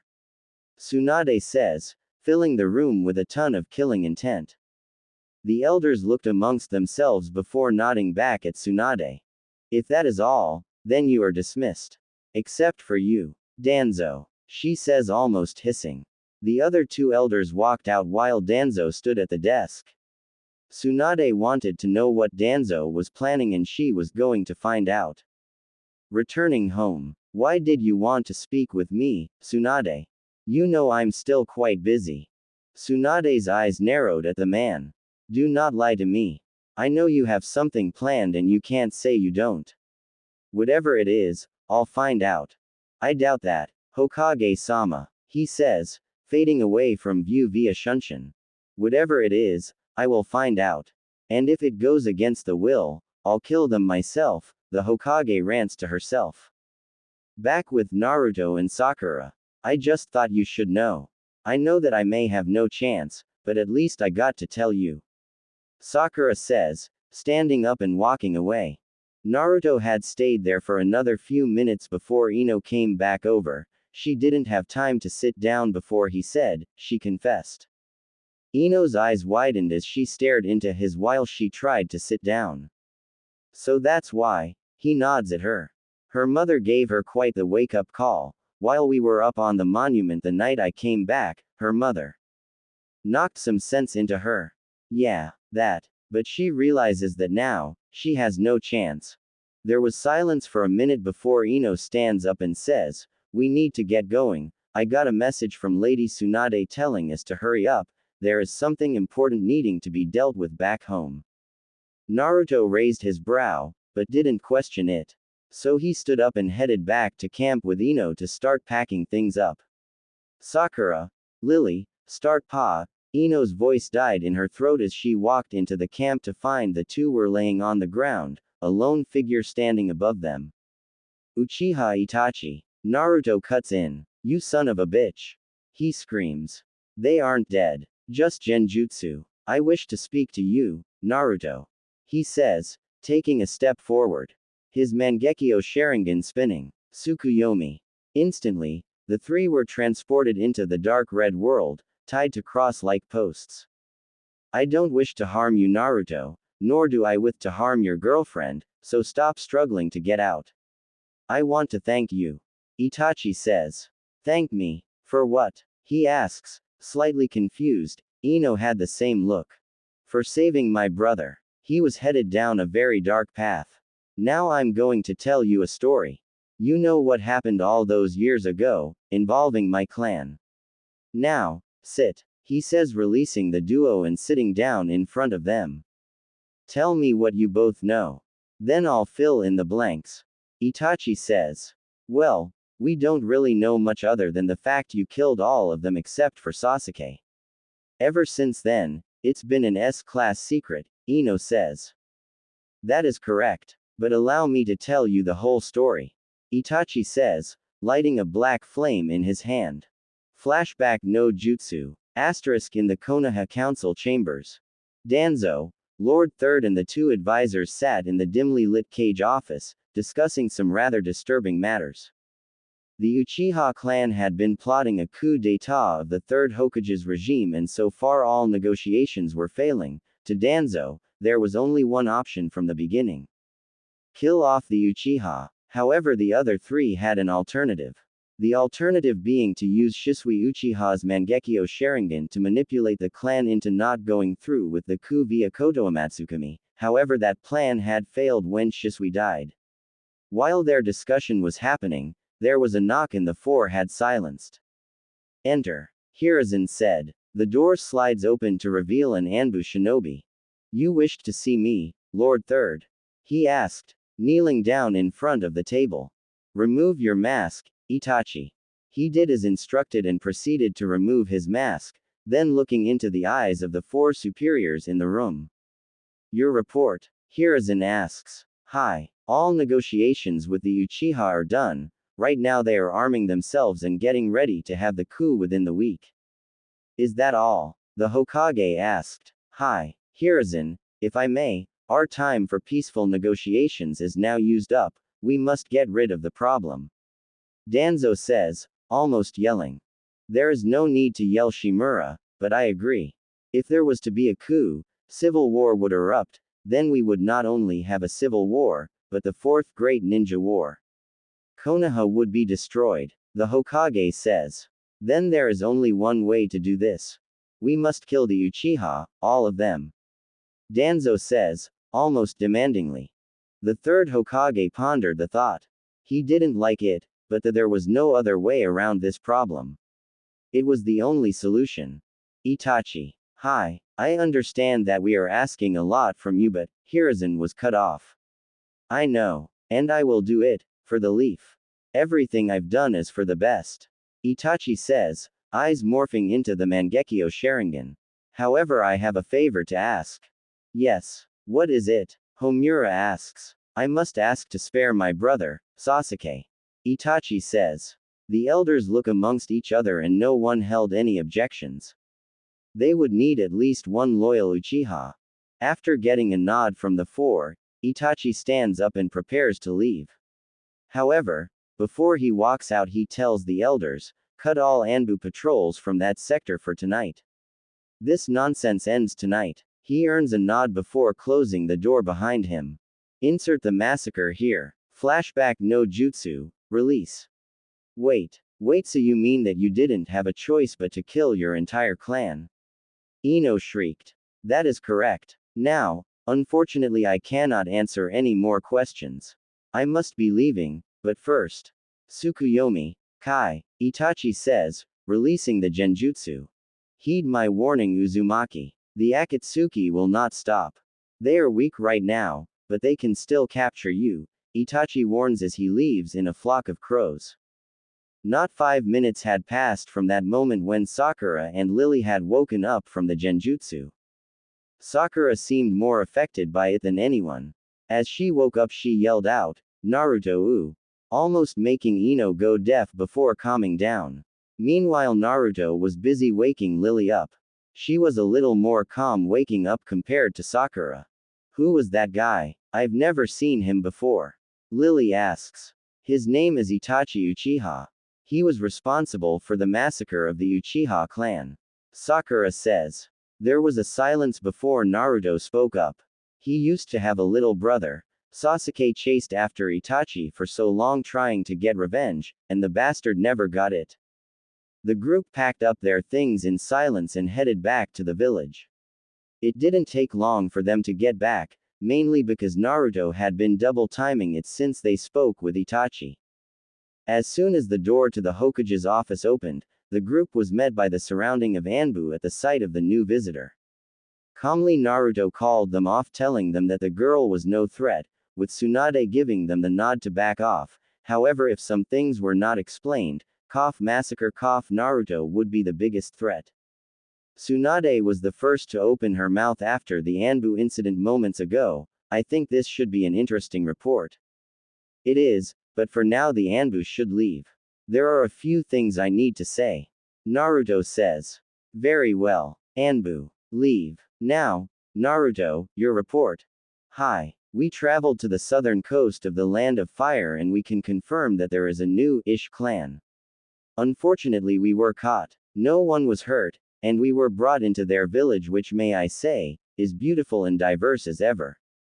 We met with their leader and she explained some of the history, but what makes this village amazing is that they all have the Rinnegan. The ninja we have brought back is from the village and her name is Lily Rinne. She is also the Six Tails Jinchuriki. Tsunade had to hold back a gasp but instead gave a slight smile, turning to the girl. Welcome to the Hidden Leaf. I hope you enjoy your time here. Tsunade says. Sakura steps up. You say that like she's only visiting. She tells Tsunade. What are you talking about? She is only visiting. She turns to Naruto, right? No, I am not. My village sent me here for my own safety. Not only because of the Akatsuki, but because of my village's council, Lily explains. Your council? Lily then turns to Naruto. The scroll that Naruto has will explain everything, plus, a favor my clan asks of you. Naruto then takes the scroll out of his pouch and hands it to the Hokage. I will read this as soon as possible. If there's anything more that I should know, now is the time to speak up. There is nothing more to speak of, milady. For once Naruto he didn't miss a detail, Sakura says, earning a glare from both Ino and Tsunade. All right then. If that is all, then all of you are dismissed. Naruto, when the council is ready, I'll have you summoned. As for you Lily, was it? You'll be living with Naruto until I can get you a separate bunk. The Hokage says, earning a nod from the two Jinchuriki. As the four ninja walked out of the room, Naruto untied his headband and then retied it around his right arm. After walking out of the tower, Sakura split off and headed home. With a sigh, Naruto was the first to speak after getting halfway to his house. I really wish Sakura kept her mouth shut, I really do. Don't get me wrong, I still like her, but grr, Naruto says with a small growl. When Naruto finished dropping off Ino, he led Lily over to his apartment. On the way there, Lily took notice of the scenery change. She noticed it changed from the better parts of village to the lower slums, but she didn't wish to judge anything yet. When they reached his apartment, the two found themselves walking in to see a certain one-eyed sensei looking at a picture of Naruto with Ino. Kakashi sensei, what are you doing here? The blonde asks. I'm here to warn you about something. I'm not supposed to tell you this, but the council isn't too happy about what happened to Sasuke. I didn't think they would be. Let me guess, they want my head on a platter with nuts. Basically, Tsunade had obviously gone off on them once they said, Demon, at the very least, they want you banished from the village. Kakashi replies. But given the new development, I doubt it will happen. Kashi says, hinting at the fact that he now has Rinnegan. Suddenly there was a knock on the door. Anbu. Naruto answers the door. Uzumaki-san, your presence is requested in the council chambers. The Anbu says, tell them I'll be there in 10. I need to finish something. Naruto responds. And with that, the Anbu vanished. So now comes the time where